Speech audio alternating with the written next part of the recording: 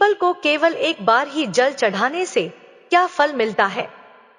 आज की इस अत्यंत रोचक कथा के माध्यम से हम आपको बताते हैं कि पीपल को जल चढ़ाना कितना महत्वपूर्ण है। मित्रों, एक बार देवर्षि नारद नारायण नारायण का जाप करते हुए वैकुंठ लोक में पधारते हैं। वैकुंठ लोक में भगवान विष्णु अत्यंत शोभनीय स्वर्ण तथा रत्नों से जड़ित सिंहासन पर बैठे हुए होते हैं। वैकुंठ के द्वार सुवर्ण से बने हुए होते हैं। देवर्षि नारद वैकुंठ के द्वारों को पार करते हुए जिस स्थान पर भगवान विष्णु बैठे हुए होते हैं वहां पर पहुंच जाते हैं और भगवान विष्णु को प्रणाम करते हैं। देवर्षि नारद को देखकर भगवान विष्णु कहने लगते हैं, हे देवर्षि नारद, आइए, बैकुंठ लोक में आपका स्वागत है। देवर्षि नारद प्रसन्नता से भगवान विष्णु को बारंबार प्रणाम करते हुए कहते हैं कि सृष्टि के पालनहार, संसार का संचालन करने वाले जनार्दन, समस्त भूतों में आप ही का वास है। तीनों लोकों में आपकी ही माया फैली हुई है। आपके चरणों में कोटि कोटि नमन। भगवान विष्णु मुस्कुराते हुए कहते हैं, हे देवर्षि नारद, आज आप बड़ी दुविधा में दिखाई पड़ रहे हैं। अवश्य ही आपके मन में कोई शंका उत्पन्न हो रही है। अवश्य ही आप आज कोई समाचार लेकर आए हैं। तब देवर्षि नारद कहते हैं, हे प्रभु, आप तो सर्वज्ञाता है। तीनों लोकों में निवास करने वाले सभी प्राणियों के अंदर आप ही का वास है। आपसे कुछ भी छिपा हुआ नहीं है। हे प्रभु, वैकुंठ लोक में मैं किस कारण से आया हूं, यह भी आप भलीभांति जानते हैं, और यह भी जानते हैं कि मैं किस कारण से चिंतित हूं। भगवान विष्णु कहते हैं, हे देवर्षि नारद, मैं जानता हूं कि आप चिंता में क्यों हैं, और आपकी इस अवस्था को मैं समझता हूं। आज आप जिस शंका को दूर करने के लिए आए हैं वह समस्त मानव जाति के कल्याण के लिए ही है। इसीलिए आप निसंकोच होकर पूछिए। फिर देवर्षि नारद कहने लगते हैं, हे प्रभु, मैंने आज कुछ मनुष्यों को पीपल का वृक्ष तोड़ते हुए देखा है। वह वृक्ष बहुत पीड़ा में था और मनुष्य बिना सोचे समझे ही पीपल के वृक्ष को तोड़ रहे थे। हे प्रभु, पीपल में तो आप ही का वास है। आप ही ने कहा है कि वृक्षों में आप ही का वास है, तो फिर मनुष्य ऐसा पाप क्यों करते हैं? मैं यह भी जानना चाहता हूं कि पीपल के वृक्ष को जल देने से मनुष्य को कौन सा फल मिलता है? पीपल को जल कब देना चाहिए? किस दिन इसकी पूजा करनी चाहिए? भगवान विष्णु कहते हैं, हे देवर्षि नारद, आप सत्य ही कहते हैं। वृक्षों में मैं पीपल हूं। पीपल के वृक्ष में मेरा ही वास है। पीपल के महत्व को बताने से पूर्व मैं आपको एक प्राचीन कथा सुनाता हूं। इस कथा के माध्यम से आपको आपके सभी प्रश्नों के उत्तर मिल जाएंगे। जो भी मनुष्य इस कथा को एक बार सुन लेता है उसके सारे पाप नष्ट हो जाते हैं। जो इसे बार बार सुनता है उसके सभी दुख दूर होते हैं और उसे धन धान्य की प्राप्ति होती है। पीपल के महात्म की इस कथा का प्रचार जो करता है उसे विष्णु लोक की प्राप्ति होती है। फिर देवर्षि नारद कहते हैं, हे प्रभु, इस कथा को सुनने की मेरी तीव्र इच्छा हो रही है। आप जल्दी से इस महान कथा को मुझे सुनाइए। मैं इसे ध्यान से पूरा सुनता हूं और इसका तीनों लोकों में प्रचार करता हूं। भगवान श्री हरि विष्णु कहते हैं, हे देवर्षि नारद, प्राचीन काल में एक अत्यंत शोभायमान नगरी थी जिसका नाम नंदीश्वर था। उस नगरी में पुष्कल नाम की एक श्रेष्ठ ब्राह्मण रहा करते थे। वे सदैव ही धर्म के अनुष्ठान में लगे रहने वाले, सभी पशु पक्षियों की सेवा करने वाले थे। उनके आश्रम में एक प्राचीन पीपल का वृक्ष था। युवा ब्राह्मण नित्य पूजा पाठ किया करता था। उस पीपल के वृक्ष को जल दिया करता था। वह एकादशी का व्रत करके पीपल को जल देकर उसकी प्रदक्षिणा करता था। बाहर जाते समय वह रोज पीपल को नमस्कार किया करता था। इस प्रकार से उस ब्राह्मण ने उस पीपल के वृक्ष की पूजा करके बहुत सारा पुण्य अर्जित कर लिया था। फिर एक दिन एक भयानक राक्षस भोजन की तलाश में उस पुष्कल ब्राह्मण के आश्रम पर आता है और इधर उधर देखने लगता है। तभी वह ब्राह्मण कुटिया से बाहर आकर देखता है तो एक भीमकाय राक्षस वहां पर खड़ा हुआ होता है। जैसे ही वह राक्षस ब्राह्मण को देखता है तो वह कहने लगता है, अरे वाह, आज तो बहुत ही सुंदर ताजा ताजा मांस खाने को मिलेगा। यह ब्राह्मण तो बहुत ही सुंदर और गुणवान दिखाई पड़ रहा है। अभी मैं इसी को चबा डालता हूं। उस राक्षस को देखकर वह ब्राह्मण बिल्कुल भी भयभीत नहीं होता है और उस राक्षस से कहने लगता है, हे राक्षस, इस गरीब की कुटिया में तुम्हारा स्वागत है। तुम बहुत भूखे दिखाई दे रहे हो। कहो, तुम्हें भोजन में क्या दूं? ब्राह्मण के इस प्रकार के वचन सुनकर वह राक्षस आश्चर्य में पड़ जाता है और सोचने लगता है, बड़े आश्चर्य की बात है, यह मुझसे जरा सा भी भयभीत नहीं, अवश्य ही यह कोई बड़ा तपस्वी दिखाई पड़ रहा है। तब वह राक्षस कहने लगता है, हे महात्मा, आप कौन हैं और इस वन में क्यों रह रहे हैं? आपको मुझे देखकर बिल्कुल भी डर नहीं लगा? ब्राह्मण कहते हैं, हे राक्षस, मैं भगवान विष्णु का भक्त हूं। मुझे इस संसार में किसी भी चीज का कोई भय नहीं है। इसीलिए तुम बताओ, तुम्हें क्या चाहिए? तुम्हारी जो भी इच्छा हो वह पूरी की जाएगी।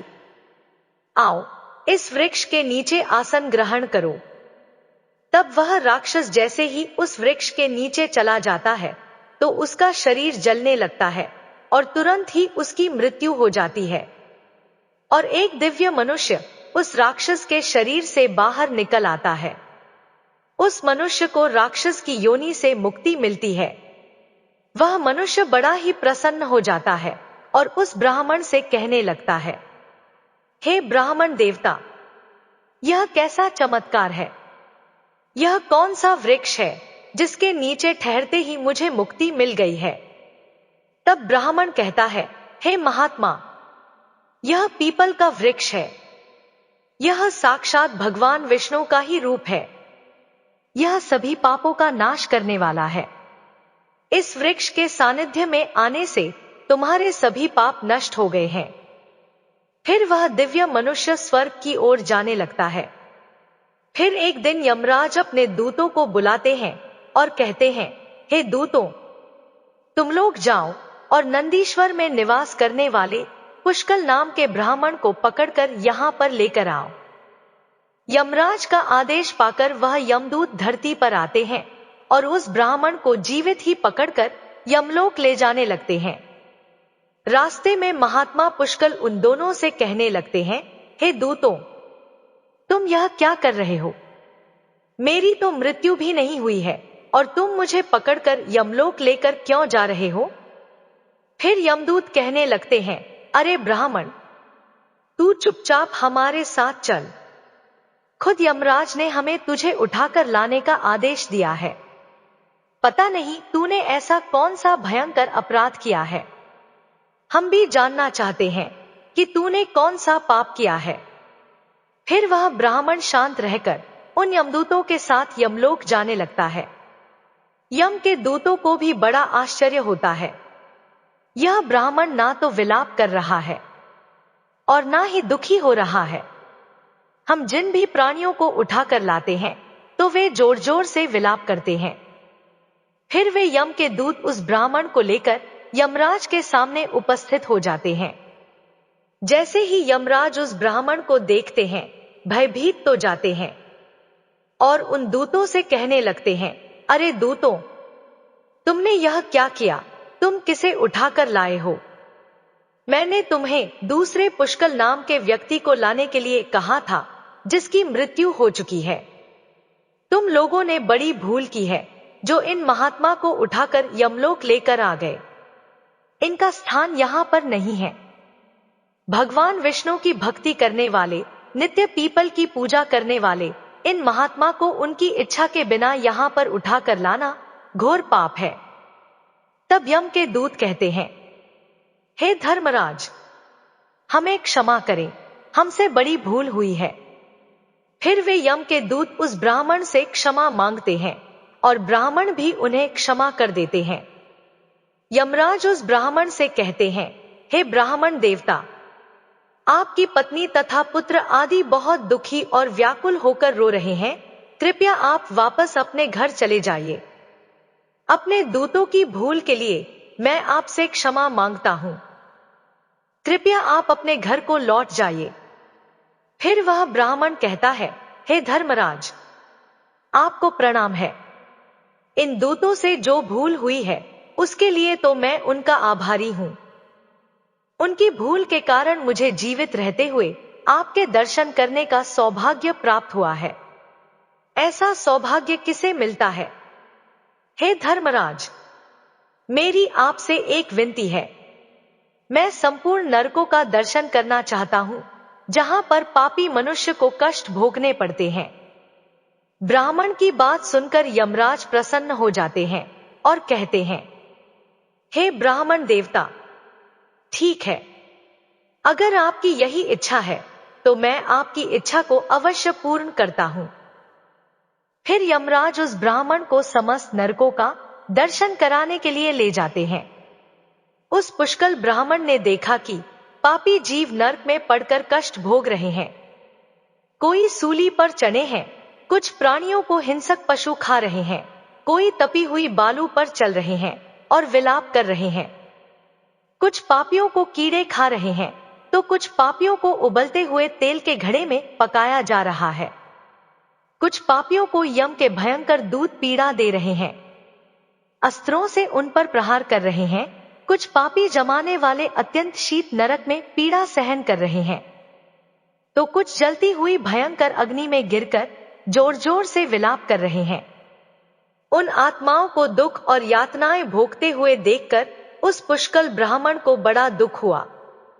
वे उन कष्ट भोग रहे प्राणियों को कहने लगे, क्या आप लोगों ने पृथ्वी पर रहकर कोई भी पुण्य का काम नहीं किया, जिससे आप सभी को यहाँ नरक में आकर कष्ट भोगने पड़ रहे हैं?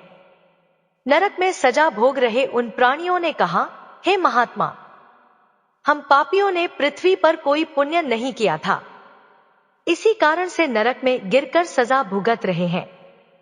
हमने पराई स्त्रियों से संबंध बनाए, दूसरों के घर में चोरी की है, निष्पाप पशुओं की हत्या की है, दूसरों पर झूठे आरोप लगाए हैं, अतिथियों का अनादर किया है, व्यभिचार किया है। ऐसे अनेक पापों के कारण हम सभी नरक की अग्नि में दग्ध हो रहे हैं। दान धर्म करने वाले लोगों को लूटा है, हमने कभी व्रत अनुष्ठान नहीं किए, अपनी स्त्रियों का त्याग कर दिया, हमने अपने मित्रों के साथ दगा किया है तथा झूठी गवाही देकर अनेक निष्पाप लोगों को फंसाया है।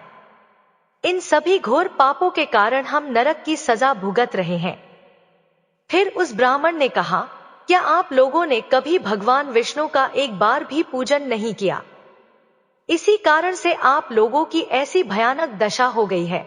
जो मनुष्य पृथ्वी लोक पर रहकर भगवान विष्णु का पूजन करता है, उसकी ऐसी दुर्गति कभी नहीं होती है, उन्हें मोक्ष मिल जाता है। आप लोगों ने कभी श्री हरि विष्णु के चरणों में मस्तक नहीं झुकाया, इसी से आपको नरक की प्राप्ति हुई है। आप लोगों ने कभी पीपल को जल नहीं चढ़ाया, पीपल को जल चढ़ाने से जन्म जन्मों के पाप नष्ट होते हैं। फिर वे नरकीय जीव कहने लगते हैं, हे ब्राह्मण देवता, हमारा हृदय अब अपवित्र है, हम अपने पापों से भयंकर दुख भोग रहे हैं। नरक की अग्नि से हमारा शरीर जल रहा था, किंतु जो हवा आपके शरीर को छूकर हमारी ओर बह रही है, वह हवा हमें आनंद प्रदान कर रही है। हमारे कष्ट कम हो गए हैं, नरक की अग्नि से हमें कष्ट नहीं हो रहा है। हे धर्मात्मा, कृपया आप कुछ देर तक यहां पर ठहरिए, जिससे हम लोगों को कुछ क्षणों के लिए सुख मिल सके। हम अनेक वर्षों से निरंतर कष्ट भोग रहे हैं, हमारा अंग अंग जल रहा था। हे ब्राह्मण देवता, आपके दर्शन करने से ही हमें संतोष हो रहा है, कृपया आप हम पापियों पर थोड़ी दया कीजिए। फिर यमराज कहते हैं, हे धर्मात्मा, अब आपने नर्क देख लिया है, अब आप अपने घर को लौट जाइए। आपकी पत्नी शोक में डूबकर रो रही है। वह ब्राह्मण बोलता है, हे धर्मराज, इन प्राणियों को दुख में देखकर मैं कैसे चले जाऊं? दुख भरी आवाज कानों में पड़ती है तो मुझे बहुत दुख हो रहा है। आपके यमदूतों के द्वारा मार खाकर अग्नि की ज्वालाओं में गिरे हुए इन नारकीय जीवों की यह दयनीय पुकार सुनिए। इन जीवों के मुख से निकली हुई ध्वनि मुझे सुनाई दे रही है, हाय मुझे बचाओ, मेरी रक्षा करो। मैं समस्त भूतों के विराजित भगवान विष्णु की आराधना करता हूं। यदि मैं इन दुखी प्राणियों को दुर्लक्ष्य कर दूं तो मेरा जीवन व्यर्थ हो जाएगा। यमराज कहने लगते हैं, हे ब्राह्मण श्रेष्ठ, आपको इन पापियों की चिंता नहीं करनी चाहिए। यह सभी अपने कर्मों का फल भुगत रहे हैं। ईश्वर ने ही इनके लिए इस दंड का प्रावधान किया है ताकि इनकी आत्मा की शुद्धि हो सके। आप इनके लिए कुछ भी नहीं कर सकते। इन्हें नरक की सजा भुगतनी ही पड़ती है।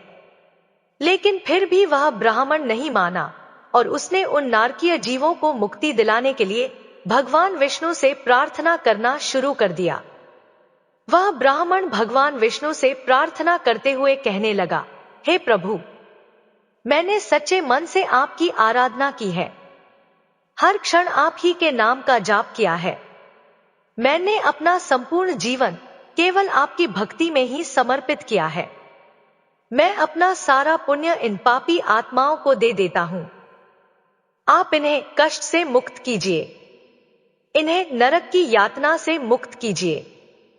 हे कृष्ण, हे जगन्नाथ, हे श्री हरि विष्णु, यहां इस नरक में पड़े हुए यातनाओं को भोग रहे जीवों की रक्षा कीजिए।